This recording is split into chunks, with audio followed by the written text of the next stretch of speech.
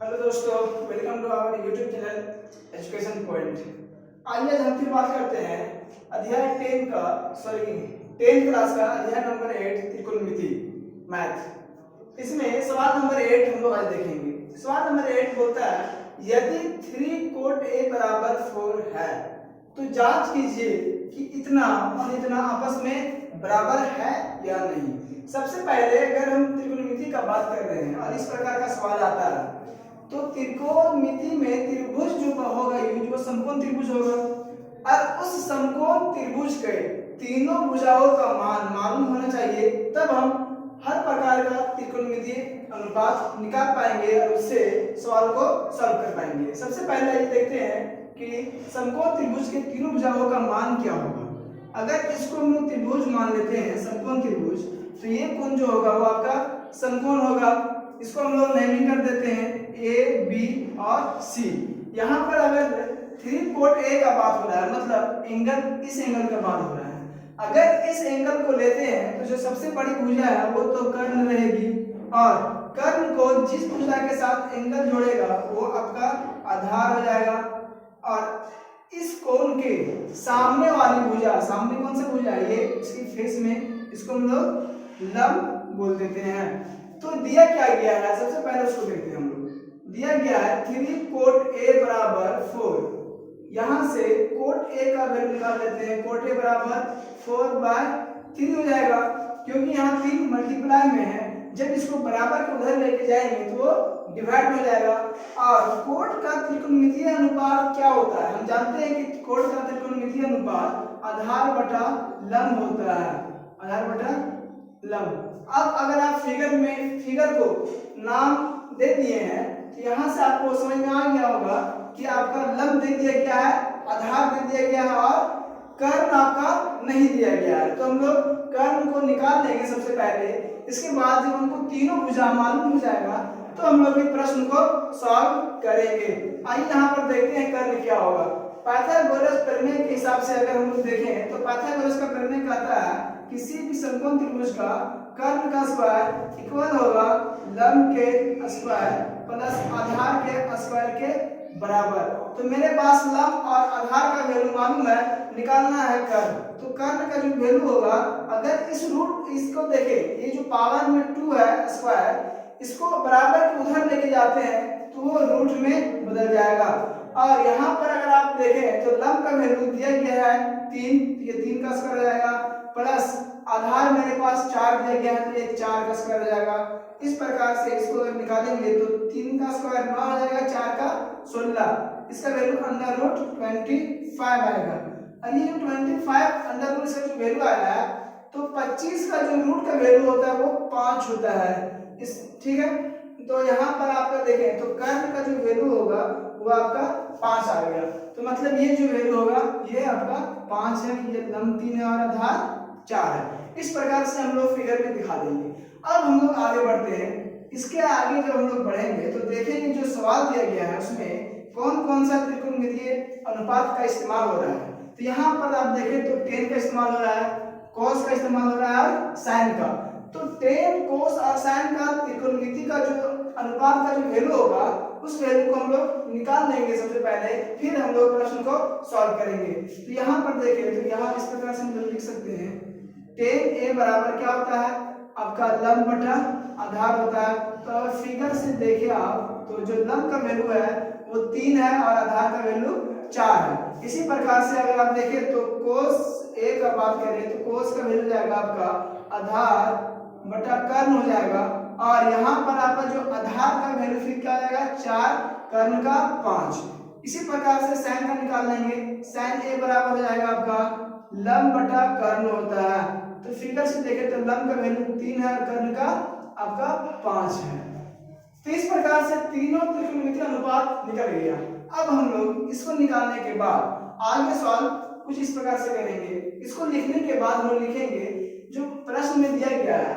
देखिए बराबर के इसको प्रूव करके दिखाना है कि ये बराबर है या नहीं है। तो मतलब दोनों का वैल्यू हमको बारी बारी से निकालना होगा। तो जो इक्वल के लेफ्ट साइड में रहेगा उसको हम लोग LHS बोलते हैं। LHS का मतलब लेफ्ट हैंड साइड, तो इसको हम लोग LHS बोल देंगे जो इक्वल के लेफ्ट साइड है। और इक्वल की जो राइट साइड है उसको हम लोग RHS बोलेंगे। तो प्रश्न में जो LHS दिया गया, LHS क्या है देखिए, 1 माइनस 10 स्क्वायर a होगा divide by 1 plus 10 square a होगा। यहाँ पर आप देखें तो 10 का जो त्रिकोणमितीय अनुपात है क्या है 3/4, तो 1 माइनस 3/4 का स्क्वायर हो जाएगा डिवाइडेड बाय 1 प्लस 10 का फिर वैल्यू पुट कर देंगे 3/4 का स्क्वायर। यहाँ क्या है 10 का स्क्वायर, ठीक है। स्क्वायर का मतलब ये होता है कि जो 10 का वैल्यू है उसका स्क्वायर। इस प्रकार से आगे बढ़े तो ये 1 ही रह जाएगा, 3 का स्क्वायर 9 होगा, 4 का स्क्वायर 16 होगा डिवाइडेड बाय नीचे भी उसी प्रकार से 1 प्लस 9/16। अब अगर आप एलसीएम लें तो ऊपर में 16 एलसीएम जाएगा, तो इस प्रकार से ये हो जाएगा 16 माइनस 9 डिवाइडेड बाय नीचे भी आपका 16 एलसीएम जाएगा, फिर जाएगा 16 प्लस 9। ये 16 और 16 आपस में कट जाएगा। उसके बाद इसके आगे अगर हम लोग बढ़ते हैं ये 16 और 16 आपस में कट जाएगा, और ये 16 में 9 को घटाएंगे तो कितना आएगा मेरे पास, 16 में 9 को अगर आप घटाते हैं तो आपके पास जो वैल्यू आएगा वो 7 आएगा आई थिंक। 9 7 16, नीचे में 16 और 9 को जोड़ते हैं तो आपके पास वैल्यू क्या आएगा 25 आएगा। मतलब जो LHS आया है वो LHS का वैल्यू कितना आया है 7/25। यहाँ पर हम लोग लिख देंगे LHS बराबर 7/25, ठीक है। अब इसको लिखने के बाद अब हम लोग LHS का वैल्यू की जो रहेगा उसको हम लोग लिख देंगे साइड में। इसको सॉल्व करने के बाद अब जो सवाल में है देखिए राइट साइड में क्या दिया गया है cos square minus sin square, उसको हम लोग RHS मान लेते हैं। क्या RHS, इसका मतलब ये राइट हैंड साइड इक्वल के राइट हैंड साइड मतलब दाहिने साइड का वैल्यू दिया गया है cos square a minus sin square a। अब यहाँ पर cos का त्रिकोणमितीय अनुपात हम लोग निकाले थे जो कि यहाँ पर अभी मिट गया है। cos का त्रिकोणमितीय अनुपात का जो वैल्यू था वो मेरे पास था 4/5, तो इसको हम लिख सकते हैं 4/5 का स्क्वायर माइनस sin का जो त्रिकोणमितीय अनुपात निकाले थे हम लोग उसका वैल्यू था आपका 3/5, तो इसको हम लोग 3/5 का स्क्वायर लिख सकते हैं। अब आगे इसको बढ़ते हैं तो 4 का स्क्वायर 16 डिवाइडेड बाय 25, और नीचे फिर इधर हो जाएगा 3 का स्क्वायर 9 डिवाइडेड बाय 5 का स्क्वायर 25। अब 25 अगर एलसीएम लेते हैं तो जाएगा 16 माइनस 9 बराबर कितना आएगा 7/25। तो आपको लाना क्या था, आपको दिखाना था इसको हम लोग माने थे LHS और इसको RHS। तो LHS का जो वैल्यू आया है वो 7/25 और RHS का भी वैल्यू 7/25, मतलब इसका भी वैल्यू 7/25 आया है और इसका भी वैल्यू 7/25। मतलब ये हुआ कि ये दोनों आपस में बराबर है। तो हम लोग लास्ट में लिख सकते हैं कि 1 माइनस 10 स्क्वायर a बराबर 1 प्लस 10 स्क्वायर a बराबर cos square a minus sin square a सही है, ठीक है। यह होगा लिख दीजिए, होगा मतलब ये दोनों आपस में बराबर होंगे, जैसे कि यहाँ से हमको मालूम चल रहा है लेफ्ट हैंड साइड और राइट हैंड साइड। LHS ये था और RHS ये था। तो इस प्रकार से ये आपका सवाल पूरा होता है। अब आइए देखते हैं सवाल नंबर 9 उसको किस प्रकार से है। हाँ तो आइए हम लोग देखते हैं सवाल नंबर 9 क्या है। सवाल नंबर 9 में कहता है कि किसी त्रिभुज ABC जिसका कोण B समकोण है, मान लेते हैं एक त्रिभुज है, इसमें जो कोण B है वो समकोण है। ये जो समकोण है इसको हम लोग B नाम दे दिए हैं, तो मान लेते हैं ये आपका A और ये C है। कहता है यदि tan A बराबर 1/√3 है तो निम्नलिखित का मान ज्ञात कीजिए, जिसमें पहला नंबर ये दिया गया है, दूसरा नंबर ये दिया गया। तो सबसे पहले हम लोग को मालूम होना चाहिए कि किसी भी त्रिकोणमितीय अनुपात को निकालने के लिए तीनों भुजाओं का मान होना जरूरी है। तो आइए सबसे पहले तीनों भुजा का हम लोग मान निकाल देते हैं। दिया गया है tan A बराबर 1/√3। tan A कोण किस कोण का बात हो रहा है, कोण A का बात हो रहा है। अगर हम लोग इस कोण को देखें तो ये जो सबसे बड़ी भुजा है वो तो कर्ण रहेगी। तो ये जिस जो कोण है कर्ण को जिस भुजा के साथ जोड़ेगा वो आपका आधार हो जाएगा और उसके सामने वाली भुजा आपकी लंब हो जाएगी। अब यहाँ पर देखिए तो टेन का जो त्रिकोणमितीय अनुपात होता है वो लंब बटा आधार होता है। तो इस प्रकार से हम लोग कह सकते हैं कि जो लंब का वैल्यू है 1 है और आधार का √3, मतलब ये जो वैल्यू है वो मेरा 1 है, ये √3। यहाँ पर आप देखें तो आपके पास एक भुजा का मान नहीं है जिसको हम लोग कर्ण कहते हैं। तो पाइथागोरस के प्रमेय से हम लोग कर्ण का वैल्यू निकाल सकते हैं। कर्ण का स्क्वायर बराबर हो जाता है आपका लंब का स्क्वायर प्लस आधार का स्क्वायर। अब यहाँ पर आप देखें तो आपका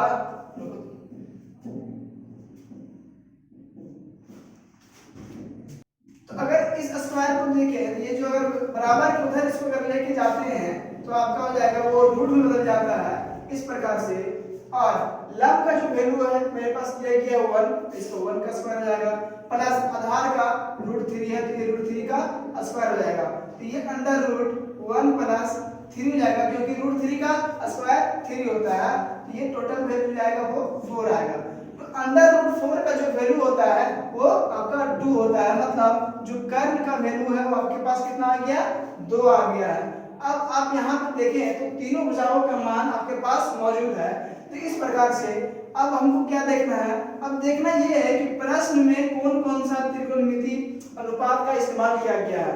क्या क्या है, साइन है, कोस है और कोई नहीं है।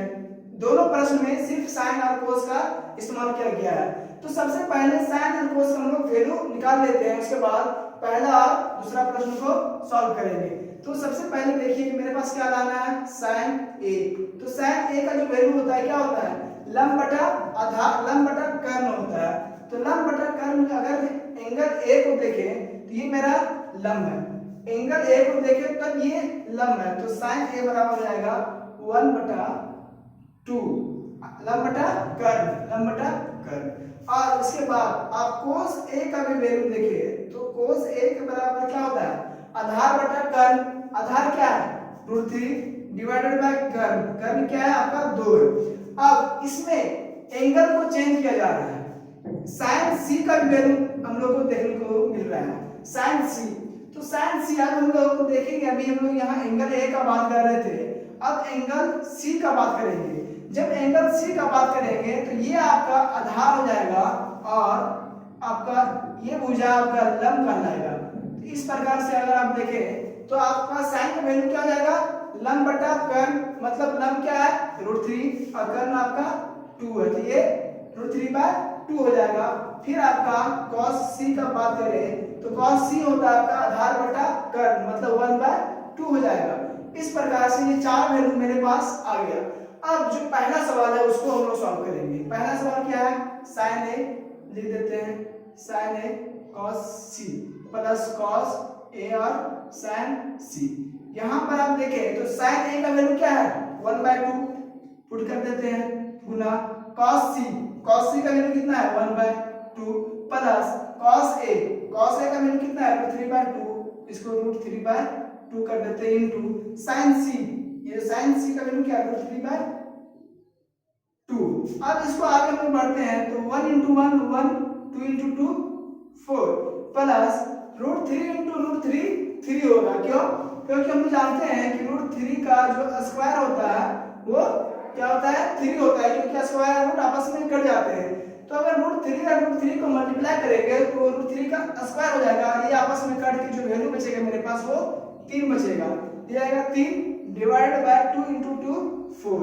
अगर यहाँ पे आप 4 एलसीएम ले तो क्या हो जाएगा, ये 4 एलसीएम लेंगे 1 + 3 बराबर 4/4, जिसका आंसर आएगा वो 1 होगा। ठीक है, इसी प्रकार से ये आपका पहला का सॉल्यूशन हो गया। अब इसके आगे जो दूसरा सवाल इसमें दिया गया है, दूसरा प्रश्न देखें तो इस प्रकार से है cos a cos c minus sin a और sin c।